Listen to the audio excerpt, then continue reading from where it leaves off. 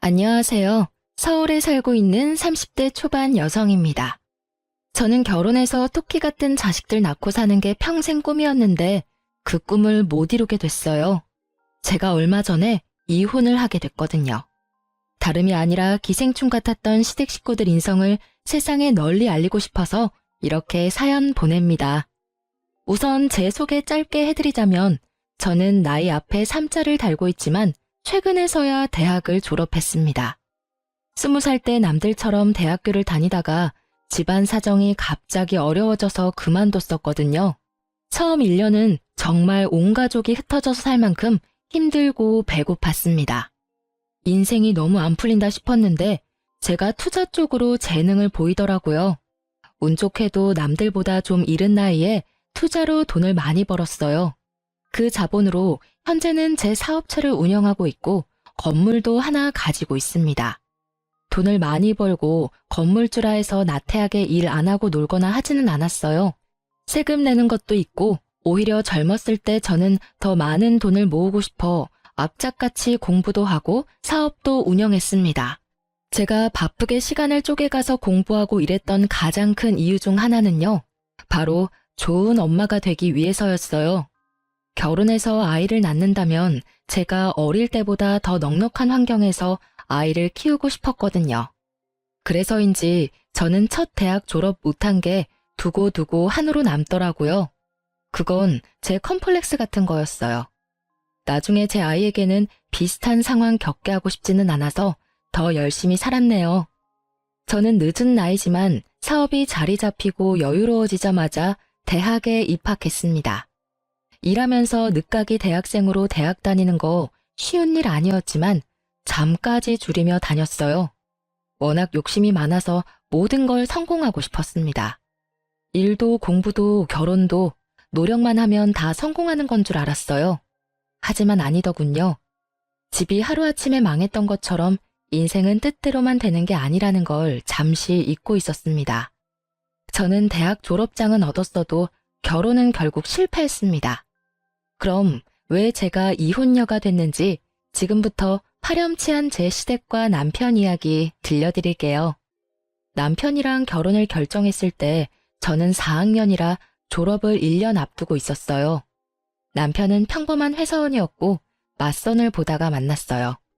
결혼을 하고 싶은 제가 선자리를 열심히 나가고 있었던 때였죠.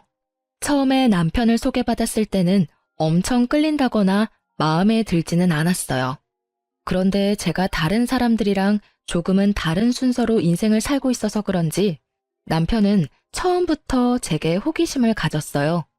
그의 호기심은 진한 호감이 되어 어느 순간부터 저를 쫓아다녔습니다. 그의 구애도 저도 마음이 싹 트더라고요. 저는 남편 정도면 평범해서 결혼하기에 괜찮겠다 생각했습니다. 제가 워낙 파란만장하게 살아서인지 평범함이 얼마나 어려운 건지 잘 알거든요. 그를 낮춰본 게 아니라 평범해서 오히려 귀하다고 생각했어요. 그땐 남편이 제가 건물주라는 걸 몰랐어요. 제가 혼자 자수성가한 건 알아도 모든 재산을 오픈하지 않았거든요. 시댁도 시부만 안 계실 뿐 평범한 집이었고 저희는 양가 허락까지 잘 받아서 결혼까지 별탈 없이 꼴이 냈습니다. 그런데 결혼 후 양가 식사하는 자리에서 시모가 갑자기 찬물을 끼얹더라고요. 사돈어른, 식사는 어떻게 입맛에 맞으세요? 한가족 되고 처음으로 같이 하는 식사라서 제가 엄청 알아보고 식당 예약했어요. 멀리서 오신 사돈어른 입맛에 꼭 맞았으면 좋겠네요. 뭐, 비싸니까 당연히 맛은 있네요. 그런데 이런 식당은 좀 부담스럽네요. 한 끼에 도대체 얼마야 이게? 그럼 오늘 제가 남해에서 왔으니까 식사는 사돈께서 계산하실 건가요? 남해에서 여기까지 오셨는데 당연히 계산은 저희가 할게요. 그리고 제가 예약한 식당이니까요. 그래요. 이제야 맘 편히 좀 먹겠네. 에휴, 그리고 이제야 말하지만요. 얘들 결혼하기 전에 제가 얼마나 수심이 깊었는지 모릅니다. 네? 아니, 우리 며느리 말이에요. 20대도 아니고 30대에 그 나이 먹고 대학 졸업장도 없는 거 솔직히 좀 그렇잖아요. 게다가 요즘 세상에 대학 졸업 어렵지 않잖아요. 도대체 어떤 환경에서 자랐는지 걱정도 되고 처음에는 정말 결혼 허락 안 내켰거든요. 그나마 곧 졸업 앞두고 있다 해서 겨우이 결혼 허락했습니다. 그러니까 세기 넌 나한테 잘해야 한다. 네 신랑한테는 더더욱이 잘해야 하고. 어머님, 무슨 말씀을 그렇게... 저는 시모의 말에 표정 관리를 못하고 친정엄마께서도 말을 잃었습니다. 그때 친정아빠가 나서서 이렇게 말씀하셨어요. 그게 대학이라면 저희 딸도 원래는 20살 때 다녔었는데요. 못난 아비 만나서 갓에 기울고 공부를 스스로 포기했었답니다. 그래도 자기 힘으로 늦게라도 대학 가서 공부하겠다고 일하면서 공부하는 모습이 얼마나 자랑스러운지 몰라요. 저만 아니었다면 저희 딸도 남들처럼 졸업하고 평범한 삶을 살았겠죠. 저는 남편 없이도 우리 애들 뒷바라지 혼자 힘으로 어떻게든 다 했습니다. 사돈 내는 둘이나 되면서. 아무튼 저는 평생 아주 몸이 부서져라 일했어요. 그래서 우리 애들 제때 학교 보내고 대학 졸업까지 잘 시켰네요. 솔직한 말로 저는 우리 아들 이렇게 욕심 없이 결혼시킨 거 너무 아깝습니다. 꽤 괜찮은 집에서 천짜리 많이 들어왔었거든요. 어머님, 더 이상 듣고 있기 거북해서 저는 나서서 시모에게 한마디 하려고 했어요. 결혼 다 시켜놓고 누가 아깝고 누가 모자라고를 따지는 건 예의가 아니잖아요. 그러자 시모는 눈을 부라리며 제게 쏘아붙이더라고요. 예, 이제 결혼했으니까 내가 솔직하게 얘기하는 거야. 그리고 어른들 이야기하는데 어디 갑자기 소리를 빽 질러? 엄마, 왜 그런 식으로 말씀하세요? 장인어른 장모님이 오해하시겠어요. 천짜리는 무슨 선짜리가 들어와요? 그리고 누구보다 이 결혼 원한 건 저예요. 그때 제 손을 가만히 잡더니 남편은 어머님께 반박하더라고요. 아들, 넌 좀 가만히 있어라. 오해가 아니라 진실을 얘기하는 거지 않니? 내가 내 아들 아깝다고 말도 못해? 그러니까 너는 보는 눈도 참, 어휴, 속 터져. 못난 부모 때문에 저희 딸이 고생 많이 했어요. 그러니까 사돈어른이 저희 딸 좀 예뻐해 주세요. 애가 아주 야무지고 착합니다. 모처럼 다 같이 모였는데 기분 좋게 식사 마무리하시죠. 네, 저도 그러고 싶네요. 근데 며느리 야무져서 사업하는 건 알겠는데요. 사업이라는 게 정말 언제 기울지 모르는 그런 위험 리스크라는 게 있잖아요. 내 아들은 좋은 대학 나와서 안정적인 회사도 잘 다니고 있는데 며느리 걱정이 심히 됩니다. 엄마, 저 사람 다니는 대학이 내가 졸업한 학교보다 훨씬 좋아요. 그리고 결혼 전에 이미 다 얘기 끝난 거잖아요. 오늘 도대체 왜 이러세요? 이제 진짜 그만하세요. 남편이 시모한테 역정을 내자 시모는 당황해서 저를 붙잡고 얘기했어요. 아들, 졸업장이 당장 있고 없고가 중요한 거 아니겠어? 세기 네가 말해봐. 안 그러니? 내가 없는 말 하는 것도 아니잖아. 혹시 지금 내가 하는 얘기들이 네 콤플렉스니? 그럼 앞으로 내가 대학 얘기는 안 하마. 저는 시모의 심수를 더 이상 들어주고 싶지 않아서 큰 마음 먹고 시모에게 당당히 웃어주며 말했어요. 컴플렉스라뇨. 어머님이 아들 자랑스러운 것처럼 저는 제 스스로가 너무 자랑스러워요. 그리고 이렇게 독립적으로 키워주신 저희 친정 부모님께도 감사하고요. 30 초반에 자리 잡아가는 사람들도 있는데 저는 이미 자리를 잡고도 남았잖아요. 남들 대학 졸업장 딸 나이에 저는 제 건물 가졌으니까 더 큰 거 얻었다고 생각해요. 뭐? 건물? 어머, 그게 무슨 소리냐? 너 설마 건물주냐? 아, 제가 말씀 안 드렸었나 봐요. 땡땡구에 저 건물 한 채 있어요. 솔직히 건물주에 사업까지 하는데 굳이 대학 졸업장까지 뭐가 필요하겠어요. 그런데 제가 워낙 욕심이 많아서요. 공부도 좀 더 하고 싶더라고요. 그래서 일하면서 학교 다닌 거예요. 저는 친정 부모님이 제게 미안해서 기가 죽은 모습이 너무 보기 싫었고 딸 잘 컸으니까 당당하게 어깨 펴시라고 시모에게 건물주라 시원하게 밝혔습니다. 그러자 시모는 갑자기 말도 안 되게 전과 달리 상냥하게 바뀌더군요. 시모는 제가 건물주라는 말 한마디에 저한테는 물론 저희 친정 부모님께도 스스로가 을인 것처럼 행동했어요. 그날 밥값도 저희 부부와 친정 부모님의 만류에도 기분 좋아진 시모가 전부 냈어요. 어머, 내가 건물주 며느리를 못 알아보고 진작 얘기하지 그랬어. 어쩐지 눈빛이며 자태며 다르다 했어. 사돈어른, 날 야무지게 잘 키우셨네요. 아들, 넌 알고 있었어? 아이고, 너 결혼 정말 잘했다. 몰랐죠. 자기야, 역시 내 마누라 정말 대단하다. 내가 존경하는 거 알지? 난 처음부터 알았어. 자기가 보통 사람 아니란 걸. 시모의 태세 전환에 저는 많이 씁쓸했지만 역시 돈이 최고라 생각했습니다. 남편 역시 시모를 원망 섞인 눈빛으로 바라보다 제가 건물주라는 걸 밝히니 엄청 놀랐어요. 그리고 굉장히 기뻐하는 눈치였습니다. 친정 부모님은 빈정상할 법도 하신데 기분 나쁜 티도 안 내고 끝까지 식사 자리에서 젠틀함을 유지해 주셨어요. 그래서 저는 딸로서 너무 감사했답니다. 그리고 시모한테 한 방 날려준 것 같아서 저는 속이 엄청 시원했습니다. 저희 부모님은 어차피 남해에 사는 시댁과는 자주 볼 일 없지 않냐고 잊으라 하셨어요. 결혼 초반부터 마음에 담아두면 두고두고 저만 힘들다고요. 하지만 그날 시모의 무례한 말과 행동은 계속해서 다시 곱씹게 되더라고요. 여보, 아무래도 말야, 어머님 나 미워하시는 거 맞지? 아니야, 그런 거 아니야. 그랬으면 우리 엄마 밥값도 안 냈을걸? 아마 본인도 미안하셔서 계산하신 걸 거야. 그러니까 여보, 오늘 일 너무 마음에 담아두지 마. 내가 엄마 대신 진짜 미안해.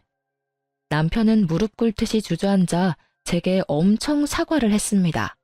시모가 갑자기 왜 심술을 부린 건지 본인도 모르겠다면서요. 그리고 저희 부모님이랑 똑같은 말을 했어요. 명절 아니고서야 시모랑 자주 마주칠 일은 없을 테니까 제게 걱정 말라고 했죠. 여보, 내가 다 사과할게. 근데 앞으로는 명절 아니고서야 엄마랑 자주 마주칠 일 없을 거야. 그러니까 한 번만 용서해주라. 엄마가 워낙 힘들게 나랑 내 동생 키웠다 보니까 사람들 앞에서는 엄마도 모르게 내 자랑을 심하게 하셔. 나 뭐 그렇게 잘난 것도 아닌데 말이야. 진짜 웃기지? 잘난 거 쥐뿔도 없는 아들이지만 엄마한테는 엄청 자랑스러운 아들인가 봐. 당신 울어? 아, 갑자기 왜 울어? 지금 과거를 돌이켜보니 제 남편은 위기를 항상 동정심 유발로 넘어갔던 것 같네요. 그날도 저는 갑자기 남편이 보인 눈물에 엄청 당황했습니다. 아마 그 눈물도 진심이 아니었겠죠. 그게 가증스러운 악어의 눈물이었다는 걸 빨리 알았으면 좋았을 텐데. 저는 또 멍청하게 시모에 대해서 더 묻지 않고 남편을 보듬었습니다. 이혼 직전에 저는 마지막 학년이라 곧 학교도 졸업이고 아이를 슬슬 갖고 싶었어요. 그런데 남편은 아이 계획을 계속 미루더군요. 여보, 우리도 슬슬 아기 계획 세우자. 나 얼른 우리 애기 만나고 싶어. 애기? 갑자기 웬 애기? 갑자기가 아니라 우리 나이도 있고 지금부터 준비해도 늦어. 에이, 뭐가 늦어. 난 아직은 안 가지고 싶은데. 왜? 아직은 난 아빠가 될 준비가 안 된 것 같아. 그리고 우리가 결혼한 지 얼마나 됐다고 벌써 애기 가지기 싫어. 신혼 좀 즐기자. 당신 결혼 전에는 내가 애 낳고 싶을 때 낳자며. 애기가 우리가 노력한다고 바로 찾아오는 것도 아니고 지금부터 만날 준비를 해야지. 그리고 어머님도 말씀 안 하시지만 얼마나 손주 기다리고 계시겠어? 에? 우리 엄마는 손주는 필요 없다던데? 그냥 우리 둘이 좋아서 결혼한 거니까 애 안 낳아도 오케이래. 애 낳는다 해도 엄마는 우리 보고 신혼 충분히 즐기라 했어. 남편의 말을 들으니 시모가 굉장히 의외였어요. 시모가 너무 고지식해서 아이 당장 낳으라고 재촉할 줄 알았는데 말이죠. 저는 그런 남편을 붙잡고 진지하게 말했습니다. 진짜 간절히 아이를 빨리 가지고 싶었거든요. 여보, 나 진짜 진지하게 아이 가지고 싶어. 알겠어. 그럼 일단 나도 뭐 긍정적으로 한번 생각해 볼게. 난 자기가 지금 뭐가 가장 걸리는지 궁금해. 자기가 애기들 싫어하는 것도 아니잖아. 나랑 어디 놀러 가면 나만큼이나 애기들 만나면 귀여워했잖아. 근데 자기 막상 우리 애기 낳자고 말하니까 계속 뒷걸음쳐서 무슨 이유에서 그러는지 궁금해. 뭐 나한테 말 못할 사정이라도 있는 거야? 남편은 입을 꾹 다물고 아무 말도 못하더라고요. 저는 진짜 남편이 아빠가 될 마음의 준비가 아직은 안 됐구나. 시간을 줘야겠다만 생각했어요. 알겠어. 당신 말하기 싫으면 말하지 마. 그 대신 나 올해는 못 기다려. 알았지? 남편은 대답 대신 고개를 끄덕였습니다. 그 뒤로 남편과 제가 막 싸운 건 아니지만 자연스럽게 관계가 좀 서먹해지더군요. 그런데 자주 안 마주칠 거라던 시모가 얼마 안 가 또 남해에서 서울에 왔어요. 그땐 시누이 손을 꼭 붙잡고 왔더라고요. 갑자기 저희 신혼집에 나타난 시모는 다짜고짜 한 달만 신세를 지자 하더군요. 그때부터 본격적으로 시작이었을 겁니다. 그들은 뻔뻔하게도 제게 대놓고 금전적인 요구를 하기 시작했어요. 남편은 물론 시모와 신우는 나중엔 자식들의 시커먼 속내를 숨길 마음도 없어 보였습니다. 우리 민경이가 이젠 서울에서 일하고 싶대. 갑자기 면접 일정이 수두룩하게 잡혔는데 이 넓은 서울에 당장 갈 곳이 있어야 말이야. 그래서 급하게 너희 집으로 왔다. 괜찮지? 서울에 갈 곳이 왜 없어요, 어머님. 호텔도 그렇고 단기로 몸만 와서 지낼 수 있게 잘 돼 있는 방들이 서울에 얼마나 많은데요. 아니 아가, 이렇게 낯선 서울에 따뜻한 오빠 집이 있는데 뭐하러 고생스럽게 해? 늙은 내가 마음이 안 편해서 그래. 부탁 좀 하자, 응? 새언니, 미안해요. 저 딱 한 달만 신세 질게요. 네? 신세는 무슨, 내 아들 집이기도 한데 신세 졌다고 표현할 필요까지는 없지. 그렇지 새아가? 으이그 걱정 마라. 난 일이 있어서 집 가봐야 해. 네 시누이만 한 달 잘 부탁한다. 그 정도는 가족끼리 해줄 수 있잖아. 여보, 나도 부탁할게. 내 동생 한 달만 딱 봐주면 안 돼? 속으로는 이미 수십 번 거절했는데 3명이나 동시에 제게 애원을 하니까 거절이 쉽지 않았어요. 그리고 이미 짐 가득 챙겨온 시누이를 쫓아내는 그림도 이상해서 저는 한 번은 참았습니다. 게다가 다른 것도 아니고 일 때문이라 하니 놀러 온 것도 아니라서 어쩔 수 없이 받아줬어요. 하지만 그날따라 남편은 꿀먹은 벙어리처럼 시모에게 왜 갑자기 왔냐는 말도 안 하더라고요. 이미 알고 있었던 사람처럼 놀라지도 않고요. 남편은 자기 동생이니까 불편함 없으니 지금 이 상황이 저만 황당하나 싶었어요. 여보, 혹시 아가씨랑 어머님 오늘 우리 집에 올 거 알고 있었어? 어? 그렇잖아. 갑자기 오셨는데 왜 놀라는 기색이 하나도 없어? 나만 놀란 거야? 그게 사실은 난 미리 엄마한테 들었지. 나한테 상의할 생각은 안 해봤어? 우리 애기 문제로 한참 심각하게 얘기하고 있는데 내가 그 얘기 꺼내봤자 좋을 거 없겠다 싶었어. 나도 눈치 보다가 말 못한 거야. 미리 말 못해서 미안해. 아무리 그래도 그렇지. 일단 이번엔 상황이 상황이다 보니까 내가 한 번은 참고 넘어갈게. 근데 앞으로는 이렇게 중요한 일은 나랑 먼저 상의해줘. 응? 알겠어. 자기 말 꼭 명심할게. 저는 그렇게 남편이 사정사정하고 시모가 하도 부탁해서 오케이 한 건데요. 호의를 호구로 받아들이는 시모와 남편 그리고 시누이에 저는 혀를 내둘렀습니다. 아가씨, 식사하세요. 새언니, 오늘 메뉴는 뭐예요? 아, 또 미역국이에요. 미역국을 한솥 끓여놔서요. 나 오늘 스트레스 받아서 매운 거 땡기는데. 새언니, 다른 건 없어요? 제육은 좀 매콤하니까 일단 앉아서 먹어봐요. 오빠, 나 매운 떡볶이랑 국물 닭발 땡기는데. 오빠는? 시키면 먹을 거지? 아, 나도 오늘 점심에 느끼한 걸 먹었더니 매운 게 땡기네. 그럼 시킨다. 새언니도 시키면 먹을 거죠? 그럼 뭐 그렇게 할게. 신우이는 며칠 같이 지내자 제게 반찬 투정을 심하게 했어요. 툭 하면 배달시켜 먹자면서 저희 남편을 꼬드기더군요.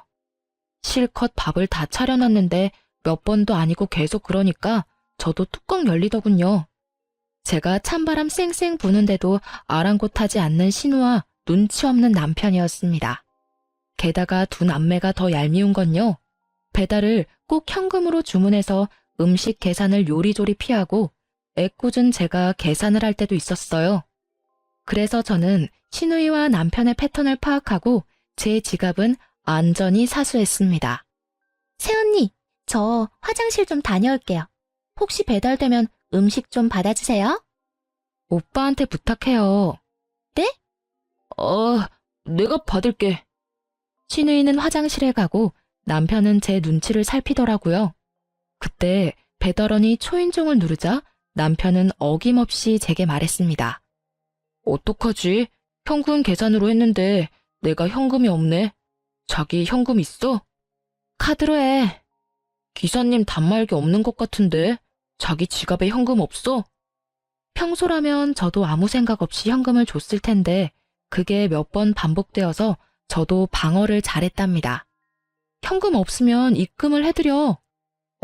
그래. 그럼 되겠네. 남편은 뭔가 불편한 얼굴로 배달 음식을 받았고 신우는 해맑게 화장실에서 뛰쳐나왔어요. 왔어? 와, 맛있겠다. 넌 배달 올 때마다 배가 아파? 뭐가? 돈 반띵해서 보내라. 뭐? 새언니가 계산한 거 아니야? 내가 계산했거든? 집밥 먹으면 되는데 굳이 배달을 시켜서 돈 쓰게 만들어. 아, 오빠도 먹고 싶다고 했었잖아. 신우한테 괜히 화풀이하는 남편을 보고 속으로 좀 웃겼어요. 그동안 제 돈은 써도 아무렇지 않던 사람이 자기 돈 나가니 신우한테 성질을 내더라고요. 저는 그런 남편과 신우가 너무 괘씸해서 그다음부터는 아예 식사도 안 챙겼습니다. 새언니, 오늘 메뉴는 뭐예요? 김치볶음밥 간단하게 했어요. 우와, 맛있겠다. 냄새 엄청 좋아요. 네. 근데 양이 왜 이렇게 적어요? 제 것만 했으니까요. 뭐야, 여보, 내 밥은? 아, 당신이랑 아가씨는 요새 저녁마다 배달 음식 먹길래 나 먹을 것만 했어. 새언니, 매일 물어보다가 오늘은 물어보지도 않고 나도 오늘은 집밥 땡겼거든요. 어이, 진짜야? 어쩔 수 없지. 대충 있는 걸로라도 먹을게. 내가 차려 먹으라고? 난 김치볶음밥 먹어야 하는데. 알았어, 먹어. 근데 김치볶음밥 1인분보다 많아 보이는데. 새언니, 저랑 좀 나눠 먹으면 안 돼요? 아가씨, 제가 점심을 조금 먹어서 지금 배가 엄청 고파요.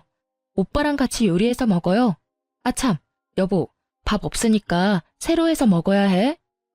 그렇게 일부러 저는 남편 놈과 신우이의 밥을 챙기지 않고 저녁마다 제 밥만 챙겨 먹었어요. 제가 몇 번 그러자 신우이는 삐진 건지 친구 집에서 지낸다며 짐 싸서 나가더군요. 저는 진작 이렇게 할 걸 후회했습니다. 새언니, 지금 일부러 그러는 거죠? 정말 너무해요. 밥 가지고 치사하게. 뭐가요? 매번 저녁마다 밥 차려줘도 안 먹은 건 오빠랑 아가씨잖아요. 몰라요. 나 당분간 친구 집에서 지낼 테니까 그렇게 아세요. 우리 엄마가 알아도 괜찮죠? 네네. 당신 진짜 너무한 거 아니야? 몇 번 배달 음식 먹었다고 먹는 거 가지고 유치하게. 투덜거리지 마. 당신이 애야? 저녁 준비한 사람 무한하게 매번 차려놓으면 안 먹는다고 배달 음식 주문한 게 누군데? 게다가 음식 계산도 내가 하게 만들었잖아. 너도 친구 집에서 지내고 싶으면 나가. 당장 나가라고. 저는 속에 천불이 나서 처음으로 남편에게 삿대질을 하며 나가라고 소리 질렀어요. 남편은 깜짝 놀라서 잘못했다고 빌더군요. 여보, 내가 잘못했어. 생각이 짧았어. 됐고, 앞으로 저녁 지금처럼 각자 먹는 거야. 나한테 차려달라 하지 마. 여보, 뭐? 평생 그럴 건 아니지? 당분간만이지. 몰라. 생각해 볼 거야. 알겠어. 남편은 그 뒤로 제가 먹을 저녁까지 혼자서 준비를 다 했습니다. 아무래도 저랑 화해는 하고 싶었나 봐요. 아직 남편 꼴도 보기 싫었지만 음식이 무슨 죄가 있겠냐며 저는 조용히 식사만 했습니다. 남편은 그런 제 눈치만 보느라 한동안 제게 말을 못 걸었어요. 그런데 불난 집에 기름 붓는다고 열불 터지는 제게 시모까지 나서서 기름을 마구 붓더라고요.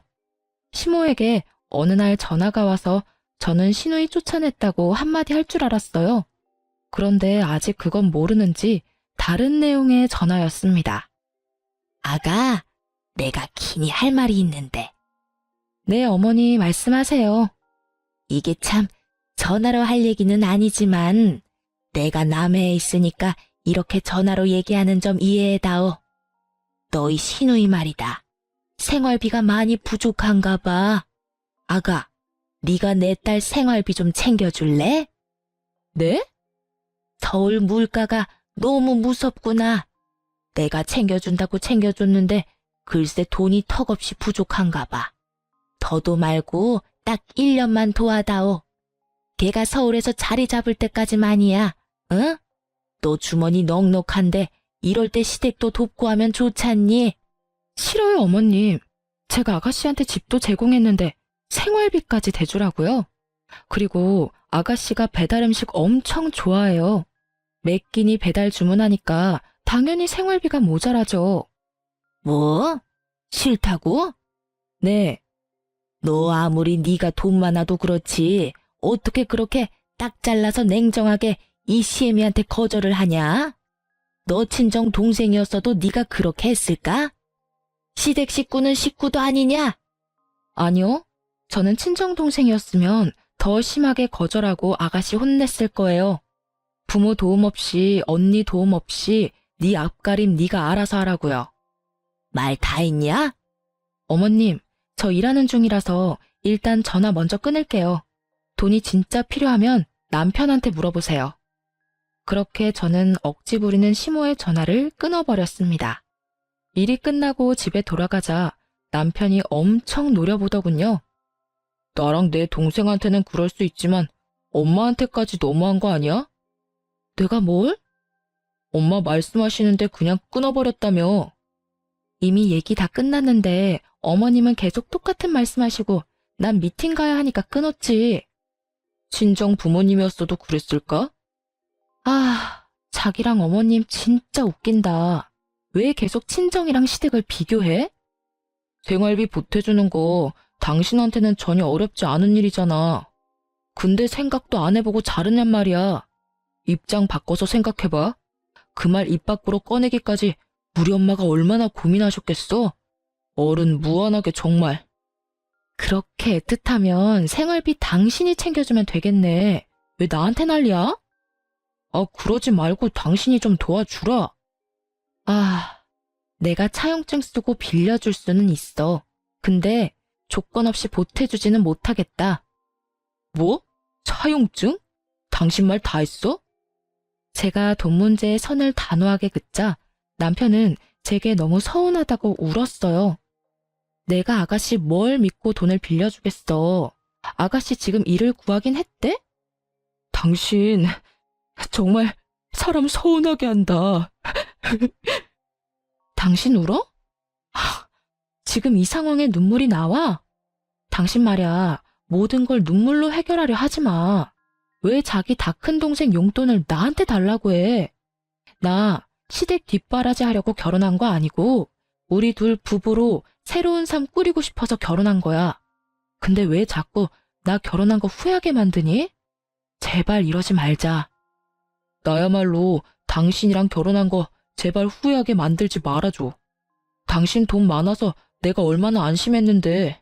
건물도 있고 사업도 잘 되는데 아니 이런 것 좀 쉽게 도와줄 수 있는 거 아니야? 나는 시댁 위해서가 아니라 내 애 낳아서 잘 키우려고 열심히 일하는 거야. 나 시댁이랑 당신 전용 ATM기 아니라고. 돈 달라는 말이 당신이랑 어머님한테는 뭐가 그렇게 쉽니? 우리 엄마 아버지도 나한테 용돈 안 받으셔. 그리고 당신도 멀쩡이라고 있잖아. 왜 당신이 동생 생활비 보태줄 생각 안 해?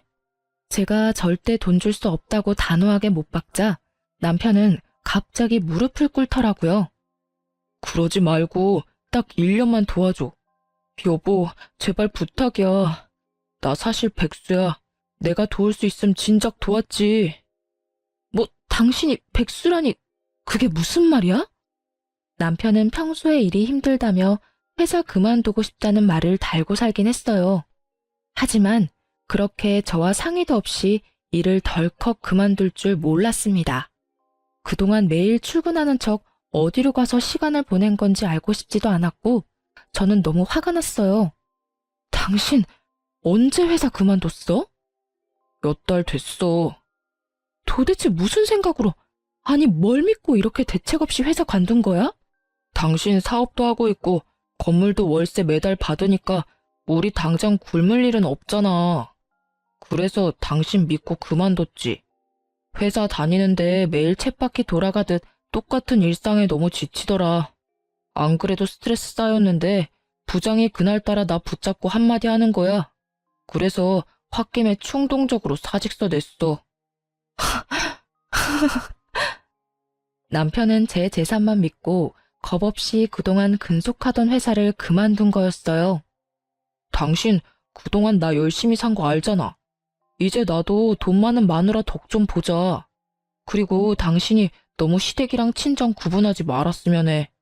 우리 가족들도 말이야, 평생 고생만 했는데 이제 꽃길 걷게 해주고 싶어. 나한테 동생이랑 엄마는 내 인생에 정말 중요한 사람들이야. 그래서 아이 따위는 안 낳고 싶던 거야. 뭐?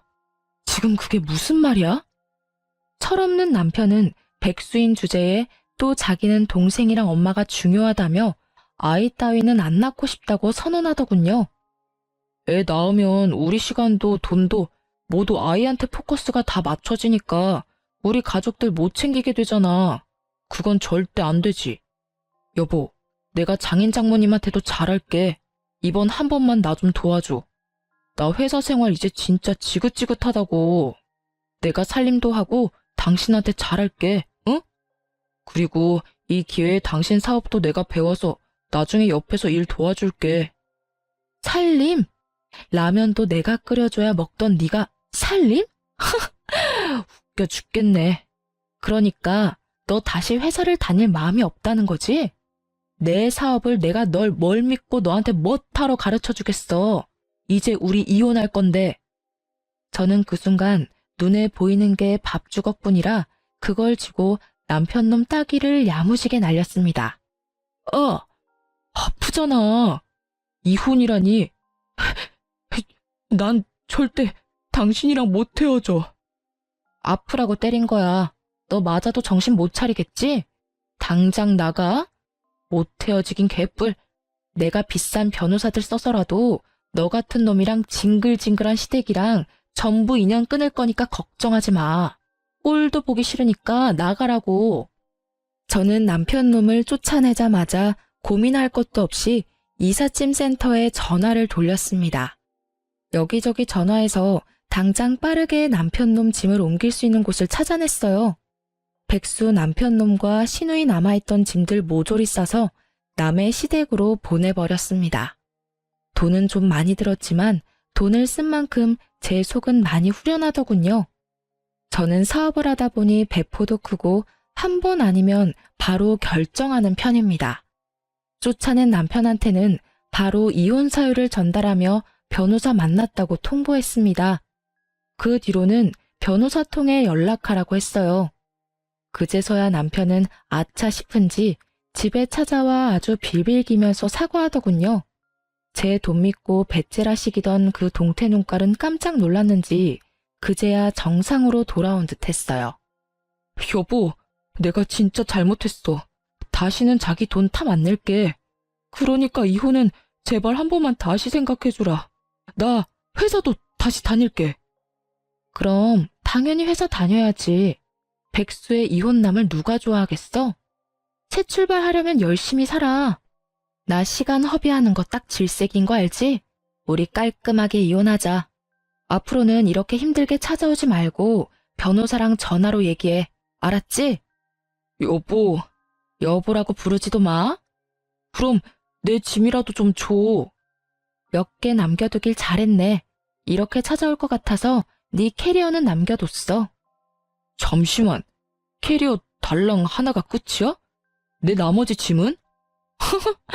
당신 짐? 그건 나중에 따로 연락 올 거야. 근데 미안한데 나 5만 원만 빌려줄 수 있을까? 수중에 5만 원도 없는 게 말이 돼? 미안. 저는 지갑에서 5만 원권을 빼주려다 10,000원 2장을 꺼내 내밀었어요. 남편은 2만 원 받고 입맛을 다시다가 캐리어 끌고 터덜터덜 가더라고요. 얼마나 찌질하고 없어 보이는지, 제가 왜 저런 인간이랑 결혼했는지 스트레스 받아서 머리가 핑 돌았습니다.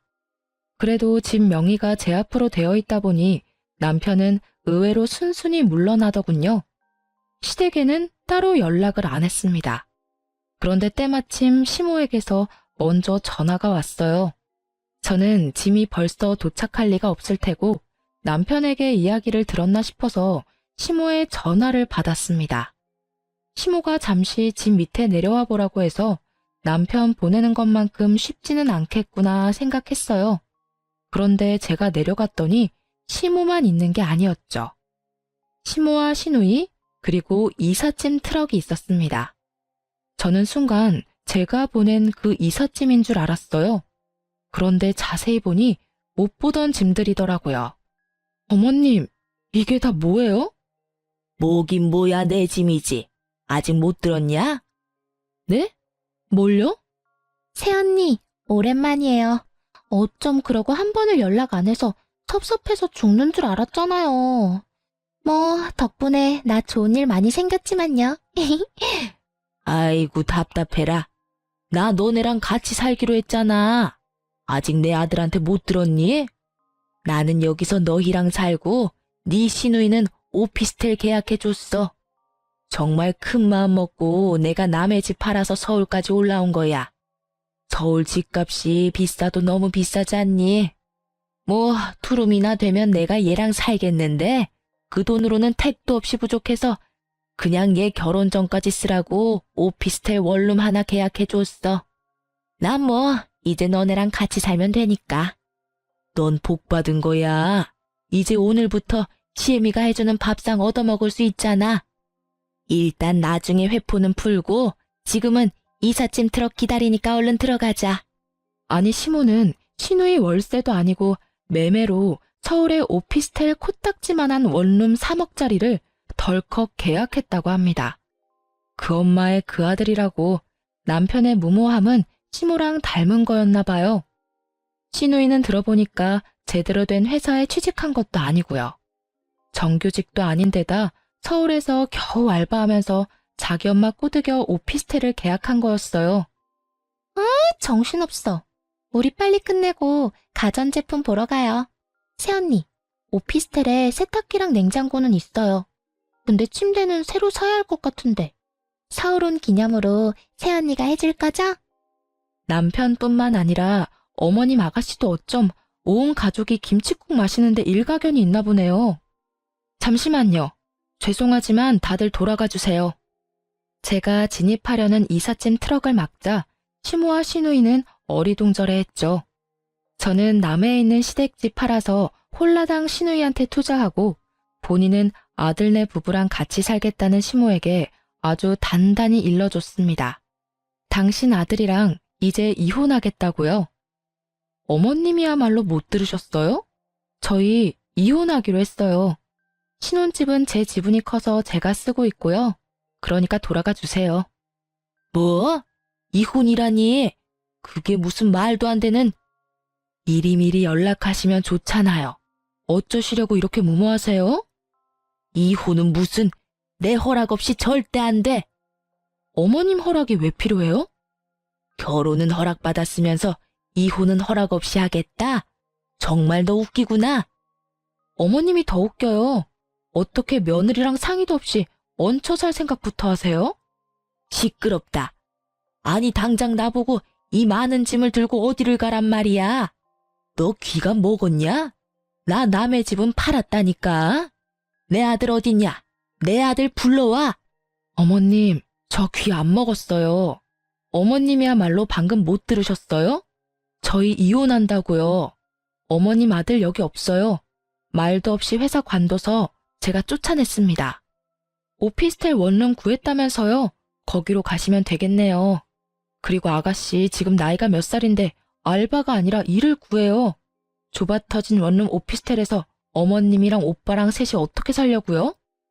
새언니, 그게 무슨 말이에요? 나 혼자 살 오피스텔이라고요. 절대 안 돼. 엄마 여기 눌러붙어.